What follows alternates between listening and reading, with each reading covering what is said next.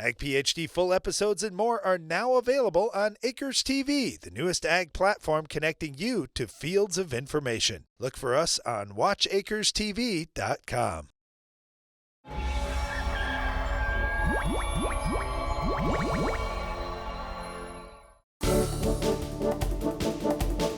During our Farm Basics time today, we're going to talk about the difference between contact herbicides and residual herbicides. I'll take the easy one, Brian, contact. When we spray a herbicide on a weed and it kills the weeds that it lands on, well, that's easy. It's a contact herbicide. It has to make contact with the weed and then it wipes the weed out. If life was just that easy that would control everything in the field, I would love it because it's pretty simple. Yeah, but even easier yet is if you could spray a residual herbicide on the soil and its soil activity kills the weeds so you never even see them come out of the ground. I like that better. Well, it's kind of nice, and here's why we're talking about this, because think about it, whether you've got a lawn or a garden or you're growing big acres of crops out there, weeds can be a real challenge. And if you've just got something with only contact activity, like Liberty herbicide, that's been a very popular one. Roundup herbicide, very popular product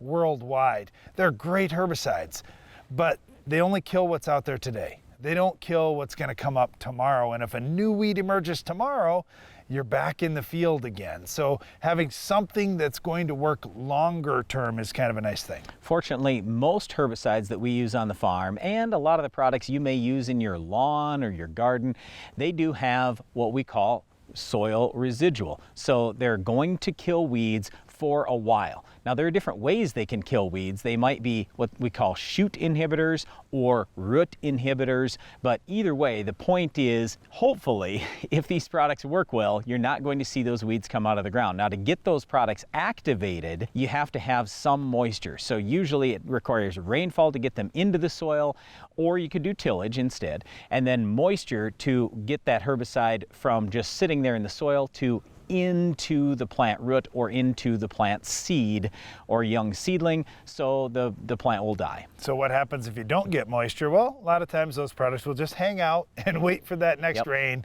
and then they'll kill another flush of weeds later on. But in the meantime, you may have some weed escapes, and you might have to come back in with a rescue treatment with a contact product to try and control the weeds that got up before the residual really got activated. One last thing I guess I would say, some residual products will only last a few days or maybe a few weeks. We do actually have some products that could last for years. Tordon is one that I think of that it could last for 5 or maybe even 10 years if you used a really, really strong rate. Not super common, but I'm just saying there is a whole different level with some of these products, so make sure you know what you're getting and where you're placing it so it doesn't cause a problem for future crops. Well, all these choices are very important, especially if you're trying to stop our weed of the week. Can you identify this week's weed?